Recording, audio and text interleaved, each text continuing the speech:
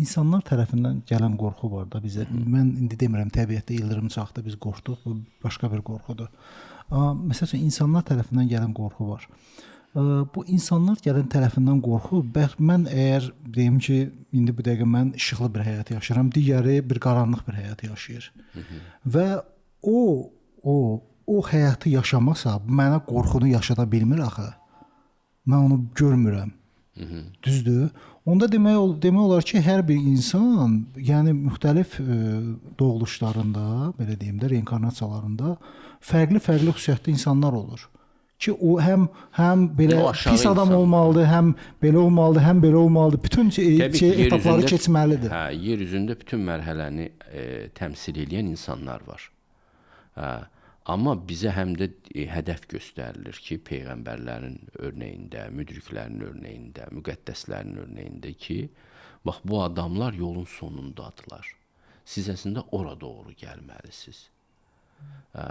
Siz eksperiment eləyə bilərsiniz. Məsələn, Dostoyevskinin Cinayət və Cəzasındakı kimi ki, mən zülm eləyə bilərəmmi? Zülm eləyib də xoşbaxt ola bilərəmmi? Yoxlayacaqsan, görəcəksən ki, mümkün deyil.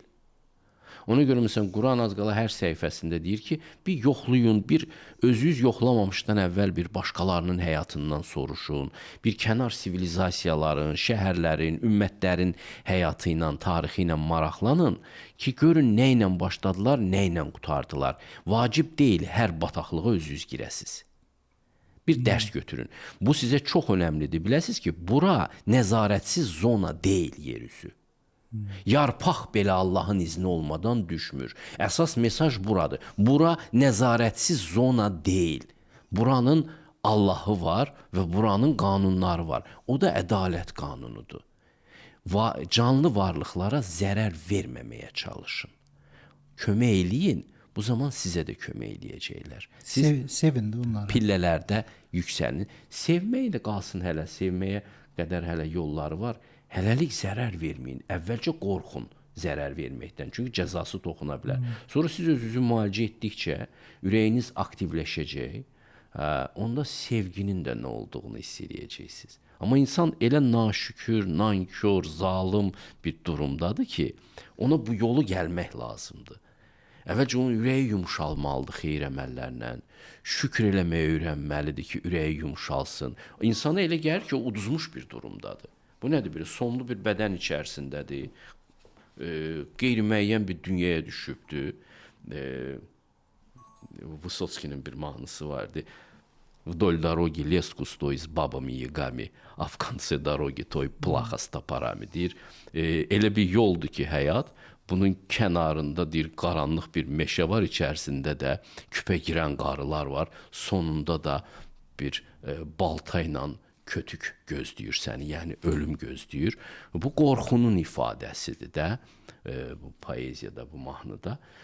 Adama ilk əvvəl belə gəlir ki, bura çox qorxulu yerdir. Amma sonra dərk edirsən və qəlbin çiçəklənirsə, artıq sevgi də yaranmağa başlayır.